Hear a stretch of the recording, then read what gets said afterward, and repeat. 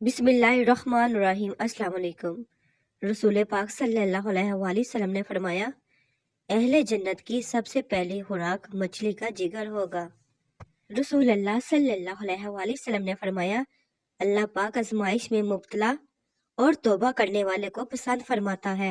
रसूलुल्लाह सल्लल्लाहु अलैहि वसल्लम ने फरमाया, इब्ने आदम की ये खुशनसीबी है कि उसे नेक बीवी मिले, अच्छी रिहाइश मिले और उम्दा सवारी मिले। ये दुनिया फ़ानी है, जुल्म ना करें, अपने इख्तियारात का गलत इस्तेमाल ना करें और फिरौन ना बने।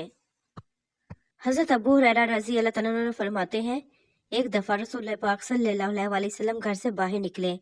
आप सल्लल्लाहु अलैहि वसल्लम के हमरा हज़रत हसन और हुसैन रज़ी अल्लाह तआला अन्हुमा भी थे।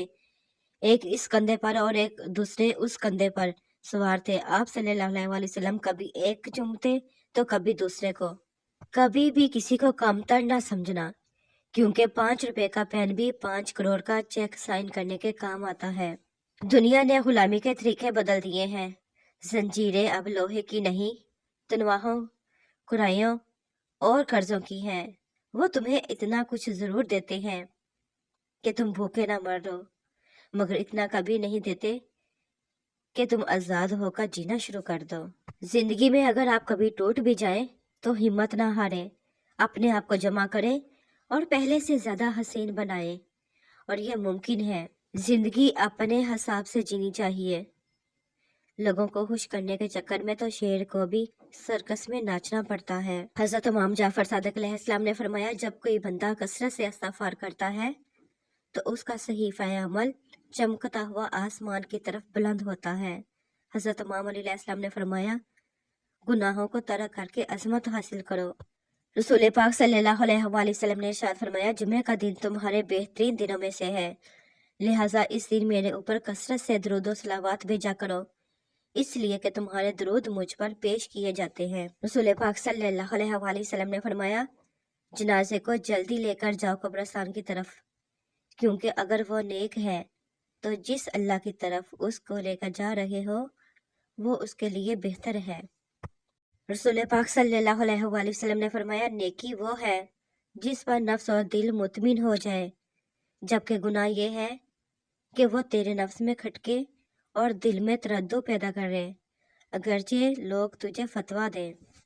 रसूल पाक सल्लल्लाहु अलैहि वसल्लम ने फरमाया, अगर तुम ताकत रखो कि सूरज तुलू होने से पहले की नमाज, नमाज फजर और सूरज गुरूब होने की पहले की नमाज, नमाज असर से मगलूब ना हो जाओ, तो इन्हें बर वक्त जरूर अदा कर लेना। रसूल पाक सल्लल्लाहु अलैहि वसल्लम ने फरमाया, क़यामत के दिन अदल करने वाले काजी पर भी ऐसी घड़ी जरूर आएगी जब वो ये आरज़ू करेगा कि काश उसने कभी एक खजूर के बारे में भी 2 आदमियों के दरमियान कभी कोई फैसला ना दिया होता।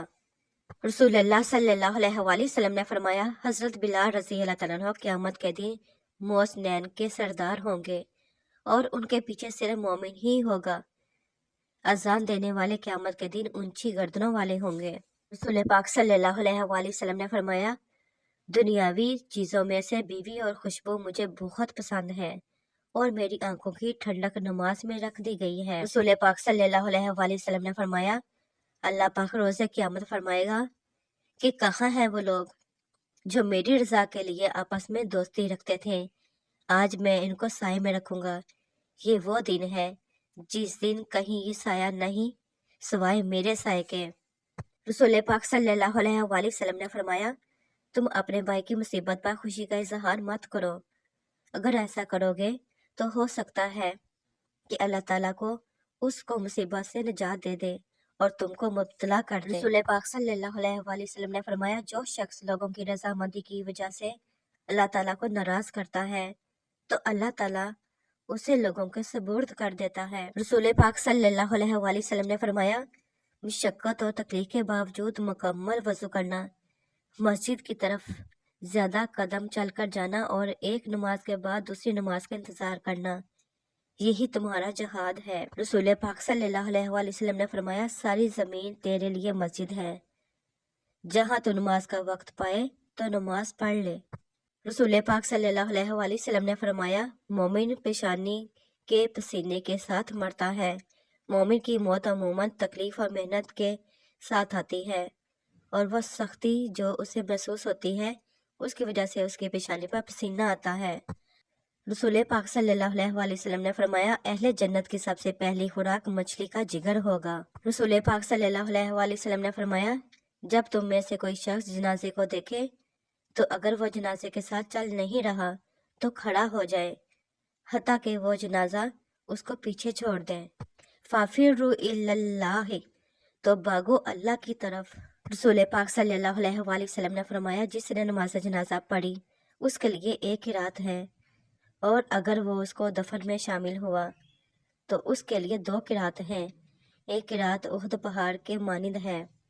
رسول پاک صلی اللہ علیہ وآلہ وسلم نے فرمایا پھر جب تم رکوع کرو تو اپنے ہاتھ اپنے گھٹنوں پر جما کر رکھو حتیٰ کہ تیری ہر ہڈی رکوع میں مطمئن ہو جائے۔ رسول پاک صلی اللہ علیہ وآلہ وسلم نے فرمایا اللہ پاک روز قیامت 3 لوگوں کے خلاف خود مقدمہ لڑے گا، وہ جو اللہ کے نام پر کیا وعدہ توڑ دے، وہ جو کسی آزاد انسان کو بیچ کر پیسے کھا لے، اور وہ جو کسی سے کام لے کر اس کی مزدوری نہ دے۔ رسول پاک صلی اللہ علیہ وآلہ وسلم نے فرمایا تم اللہ پاک کی طرف رجوع کرنے کے لیے قرآن سے بڑھ کر کوئی اور ذریعہ نہیں پا سکتے۔ رسول پاک صلی اللہ علیہ وآلہ وسلم نے فرمایا تم اپنے ماں باپ کے ساتھ حسن سلوک کرو، تمہاری اولادیں تمہارے ساتھ حسن سلوک کریں گی۔ رسول پاک صلی اللہ علیہ وآلہ وسلم نے فرمایا بیماری ایک سے دوسرے کو نہیں لگتی، بدشگونی کی کوئی حقیقت نہیں، نہ الو کوئی چیز ہے، یعنی الو کو بھی نحوست کی علامت نہ سمجھا جائے۔ رسول پاک صلی اللہ علیہ وآلہ وسلم نے فرمایا اللہ پاک آزمائش میں مبتلا اور توبہ کرنے والوں کو پسند فرماتا ہے۔ رسول پاک صلی اللہ علیہ وآلہ وسلم نے فرمایا سواری والے جنازے کے پیچھے رہیں، پیدل چلنے والے جہاں چاہے رہیں، اور بچوں کی بھی نماز جنازہ پڑھی جائے۔ نبی پاک صلی اللہ علیہ وآلہ وسلم نے فرمایا اللہ تبارک و تعالیٰ فرماتا ہے اے ابن آدم اگر تو نے صدمے کے ابتدا پر ہی صبر کیا اور ثواب کی امید رکھی تو میں تیرے لیے جنت سے کم ثواب پر راضی نہیں ہوں۔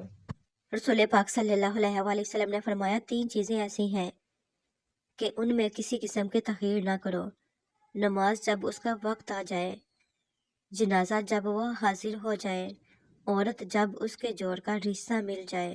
رسول اللہ صلی اللہ علیہ وآلہ وسلم نے فرمایا میرے بعد میری امت میں کچھ لوگ ایسے آئیں گے جو چاہیں گے کہ اپنا مال اور گھر بار دے کر میری ایک جھلک دیکھ لیں۔ رسول پاک صلی اللہ علیہ وآلہ وسلم نے فرمایا زیتون کا تیل کھاؤ اور اسے لگاؤ کیونکہ یہ مبارک درخت سے ہے۔